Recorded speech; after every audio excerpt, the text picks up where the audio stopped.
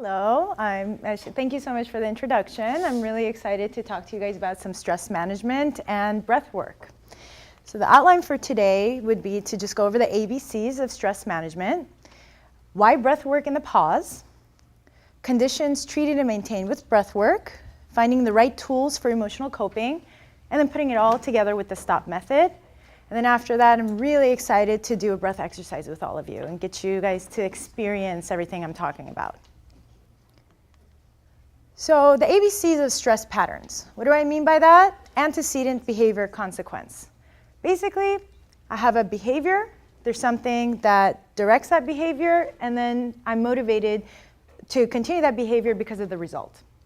So let's use that as an example with stress. So stress would be the antecedent that directs a certain behavior. An uncomfortable feeling, the stress, directs the behavior, eating comfort foods. I'm stressed out, I really need my drink. I really need that chocolate. I want to have some fries. I want that cookie. I want, ice cream. And then what does that do? The result, I feel better. Oh, that was so good. That took the edge off. I feel so much better. I love chocolate. It feels so much better. So that's going to motivate me to do this all over again. So we identified the pattern. Okay, so which would be the antecedent, what happened before, and it is a behavior of concern. So in this example, it's the stress. The stress is concerning me. I don't like the way I feel when I'm stressed out. And it's going to create a behavior, which is to go for my comfort food. Why? Because it makes me feel good. And it gives me immediate results of feeling good. I feel good right away.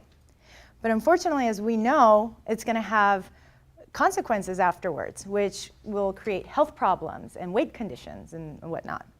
So we want to create a pause in between this to break the pattern. And the pause would be right here, between the antecedent and the behavior. And that's where breath work comes in. We can go ahead and break through these negative patterns and maintain positive patterns through the breath work. What it does is it does the pattern interruption. So we have that feeling of stress, and then the behavior that we go to, and we're going to change that. And from there, we have a choice of what we're going to do going forward. So why breath work? Well, it's free, so you don't have to go out and buy it. It's efficient. You're already breathing. You have to breathe. You're alive. You're breathing. It's easily accessible. As Dr. Lee mentioned, you can breathe at work, behind the computer, on your break. In fact, you are breathing at that point. And it gives you immediate felt measurable results. When someone is stressed out, they take a couple of deep belly breaths, they feel better right away. They can measure that. Oh, on a scale of 1 to 10, I'm feeling 10 at stress, at my most stressed out. Let me take a few breaths. Okay, it's kind of gone down to 5 or 6. I can measure that. And I think one of the more important things is it's an anchor for self-accountability. We all learn how to be accountable for others. We can be accountable to our jobs and our careers and deadlines that we have. We can be accountable to our loved ones, our spouses, our children, our families. We can even be responsible people and be accountable and pay our bills. But what about myself? When does that kick in for myself to be accountable for me? And that's where the breath can be a perfect anchor for that, to bring it back full circle. Okay, it's my turn. I need to be accountable for me. I need to follow through with this for me because it's for my health. It's for my well-being. And breathing has tons of health benefits. So let's go over some of those health benefits. Breathing is a great form of detox. 70% of our detoxification happens through breath work. Breathing releases tension. So when we're stressed out and we're tense, we constrict ourselves. We have shallow breathing, which is exactly why we need to do our deep belly breathing to counteract that experience. Breathing relaxes the mind and body. When we're stressed out, we don't think very clearly. We don't make the best decisions. So if we take that moment, create that pause, breathe a little bit, and then we can make better, more rational decisions. Breathing relieves emotional problems, which I'm going to go through the following slides, how that works. Breathing relieves pain. So a lot of the times we actually hold our breath when we're perceiving pain. Let's say someone that wants to get a needle poked in them because of blood work, that actually holds the pain in place rather than releasing it and letting it go. So if you actually breathe through that, you don't get stuck with that pain. It eases and passes through. And breathing massages the organs. Diaphragmatic breathing does massage your intestines and your liver and pancreas and all that good stuff. Breathing strengthens the immune system. You get more oxygen in your system, you're going to be healthier. It improves posture, which I thought was really interesting, so I tried. So I slouched and tried to do breathing. And I realized it just kind of got stuck here. I couldn't do a full belly breath. And then I stood up straight, and I realized, oh wow, the breath can go all the way through my shoulders, which is an area where we hold a lot of stress, the weight of the world on our shoulders. So I can take a nice deep breath into my shoulders and relax. So, breath improves posture, posture improves breath. However you want to look at it, they work well together. Breathing improves quality of blood. Makes sense. Don't need to talk about these things with you guys. Increases digestion and assimilation of food. Breathing improves the nervous system. You guys know all these things. Breathing strengthens the lungs. I think that's pretty apparent. I thought it was interesting, the premise behind breathing making the heart stronger. You can read that if you like. Proper breathing assists with weight control, which is very related to this industry, which overweight people who tend to have more oxygen, it helps burn the excess fat more efficiently. And those who are underweight, the oxygen feeds those starving tissues and glands. And breathing elevates mood. As I mentioned over and over again, when I'm stressed out and I take a breath, I feel better. It releases those calming hormones. And breathing gives you more energy and stamina. I personally can't do my breath work before I sleep because I get way too much energy and I can't fall asleep. I know a lot of people, when I do breath work, they fall asleep right away. So it's a very personal experience with that. So there's certain conditions treated and maintained with breath work. Things like stress, pain, anxiety, anger, loss. These all have a really negative impact on our lives.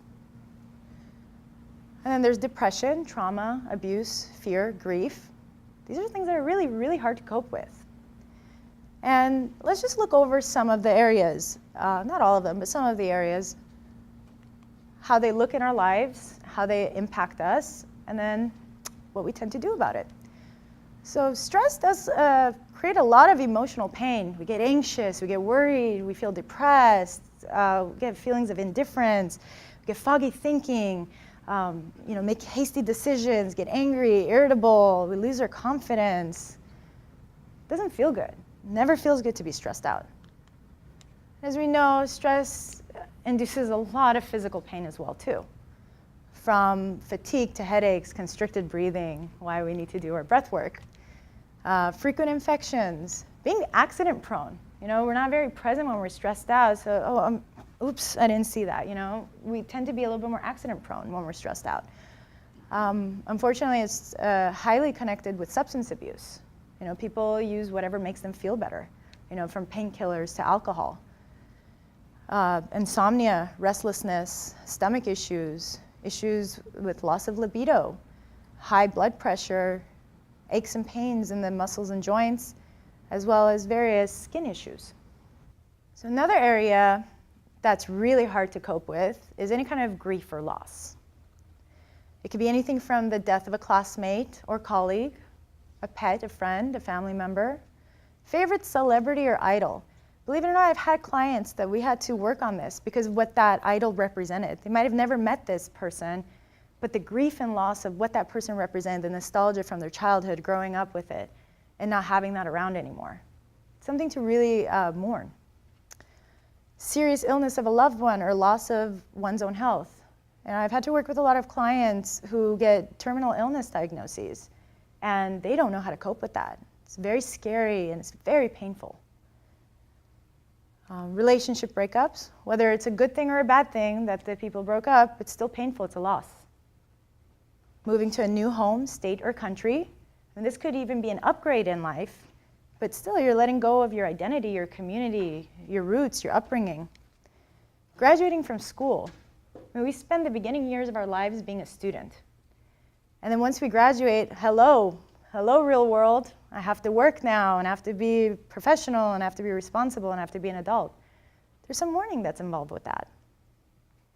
Being involved in a divorce in any way. I mean, the obvious one is the couple that is splitting up, as well as if they have children, the children that may be involved, pets that may be involved, but also family members. You know, families were used to having them as a couple, and now they have to break up with the couple as well too, or friends. You know, they've always known them as the couple, and sometimes they get stuck like, do I have to take sides, and how do I stay neutral?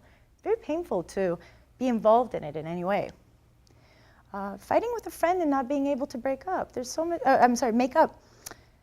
There's a lot of grief in that. It's like that place of, I don't know what to do about this, and it's very uncomfortable.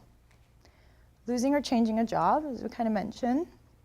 And losing one's spirituality, important ideas, dreams that really matter to them. That's a person's value system and faith system and belief system. And losing that is a very, very painful experience. And then, of course, there's trauma and abuse, which is extremely hard to cope with. And trauma can be seen through any kind of domestic violence, animal attacks, traumatic loss, witnessing the death of someone, car accidents or accidental injuries, you know, body trauma, bullying or community violence, fires and natural disasters, life-threatening medical emergencies. And this last one, I've actually had to work with a lot of clients with this last one. Exposure to repeated violence on media or perceived threat by means of media. I'm sitting at home. I wake up in the morning and I want to see current events, and all I'm being bombarded with is terror and scary and terror. It's scary, this world is so scary. I'm in my home and I'm comfortable and I'm relaxed, but that's taking that away from me. So this is something to really look at. Or when I come home and I want to just see what's going on in the news, and I read the newspaper or watch TV, and I'm constantly bombarded with all of this news that makes life feel so scary. It's pretty valid. I mean, it's going on out there. You know, I'm not invalidating it in any way. But it's taking away from my peace and comfort right now. And I keep forgetting that right now, this moment is actually very peaceful. So that's something to look at as well. And then there's some forms of abuse. There's verbal abuse. You know, yelling and cursing and name calling is very obvious. But then, you know, just teasing someone too. Psychological abuse, wearing someone down, making them question themselves. Emotional abuse, putting someone down, making them feel inadequate. Physical abuse, any kind of, you know, physical hitting. I think that's very straightforward. Sexual abuse, you know, non-consensual sexual acts, or someone that constantly persuades someone to go into a sexual act they don't want to go to. And financial abuse, which the more vulnerable populations, the elderly and disabled population, tend to be a victim of that. So why did I go over all of these? Because those are some of the harder things to experience in life. And we need to find a way to cope with them. You know, a lot of your clients, or possibly yourselves or loved ones, have had some kind of experience in those areas. And I'm going to go over this first sentence a couple times. We develop maladaptive coping skills when we're faced with feelings that we don't know what to do with. One more time. We develop maladaptive coping skills when we're faced with feelings that we don't know what to do with. We're going to go to the tools that we already know, and we're going to try to make it work with emotional coping, but they usually have shortcomings. You know, for example, the stress pattern that I talked about. You know, I'm going to go to my comfort food when I'm stressed out because every time I've had my comfort food, I felt better. But we know that they have shortcomings. In the long term, it may make me unhealthy. It may make me overweight. So it's not a functional coping mechanism. So we want to learn some functional coping tools so we can better address these patterns, change our behaviors, and have the power of choice. I'm going to look at some of the areas that have shortcomings and show some maladaptive coping skills. So in a very, very basic way, the body functions properly with food, nourish, exercise, move, and sleep, rest. Everyone's body needs these three basic functions to work properly. Now, we may use those in maladaptive ways for emotional coping, trying to eat away our emotions, as I've mentioned over and over again. Exercising vigorously, numbing ourselves by sleeping excessively. And they all have shortcomings. So when I try to eat away my emotions, as I mentioned, temporarily gives me an immediate reward. I feel so much better. I'm not stressed out. Man, that chocolate felt so good. That drink took the edge right off. Consequence of, weight and health problems in the long run. Over-exercising may result in physical fatigue. Rather than making your body feel better, it makes it feel worse because it's too much. Or it may induce injuries. And unfortunately, it may not be accessible all the time. Let's say an example with you ladies, I'm with a patient, I can't start doing jumping jacks, right? But I'm a little stressed out because this patient is triggering something in me. And then oversleeping as a form of escapism, that's exactly what it is. It's escaping. I don't know what to do with this, I'm tired, I don't want to deal with it, I'm just going to go to sleep. And the sleep is a poor quality sleep because you go to sleep with that same feeling that you had no idea what to do with, and you wake up with it the next morning. You still feel tired. So none of these are actually addressing the emotion itself. Here's another set of tools that we're very familiar with. And this is where talk therapy got really big in this area. Functions of the mind. The mind thinks, that's what it does. It thinks and it has a judgment.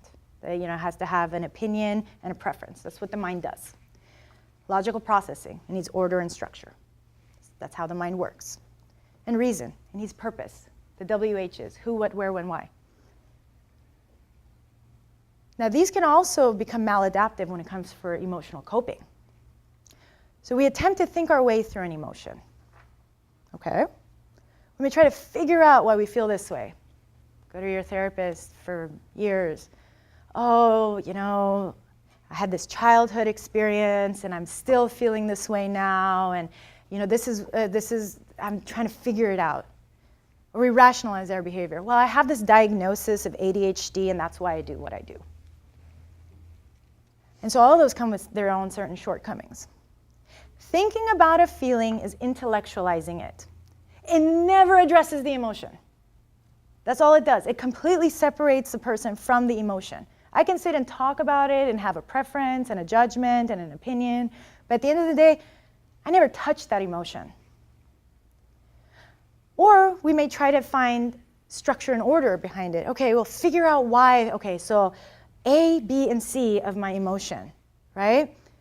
But that leads to victim mentality. Oh, I'm just, I feel so inadequate because I endured verbal abuse from my dad and I just don't feel like I'm good enough, and that's why this keeps happening to me, and I have really bad relationships. I'm just constantly a victim. Like that part of me never saw peace.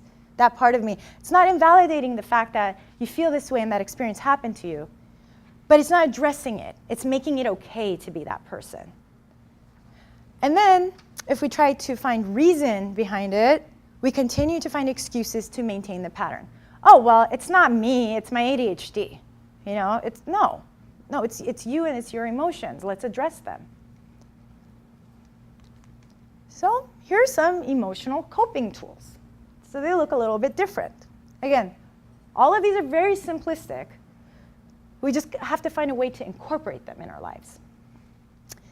The tools of the emotions. Very simple. You validate your feelings, you feel your feelings, and you experience them. So what does that look like? Validation of a feeling is being non-judgmental. I don't have an opinion about what I'm feeling. I feel sad. I don't feel sad, I'm having such a, a pity party with myself, or I feel sad, or I'm jealous, and there's something wrong with me for feeling this way, or I'm stressed out, and it's because of this, this, and this. We don't need to have a judgment about it. We just need to validate the fact that I'm feeling this. This is what I'm feeling right now. And then there's the feeling of the emotion itself. So we don't want to escape it, right? We want to actually give ourselves permission to feel it. And these are those really, really hard feelings, all those areas we talked about, like feeling stressed, feeling pain, feeling the vulnerability of having some kind of abuse or trauma happen, feeling the pain of grief and loss, those are really hard things to sit with. And that's where the breath really comes in. You learn to contain that feeling.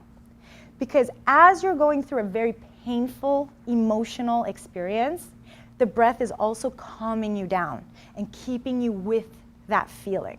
We're not talking about it, we're not rationalizing, we're not trying to move away from it, we're not trying to sleep it off.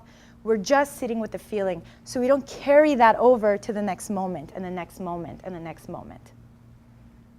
Which brings us to experiencing it. We experience it because it's happening right now. And that's it. And we accept that. We don't want to say, oh, well, I don't have time to be jealous right now. Well, you know what? It's happening. It's happening right now. Or I can't really address the fact that I'm really annoyed by this patient. Well, you know, you're annoyed. That's what it is. That's just what you're feeling. You know, you're being present with yourself. So how is all of this done?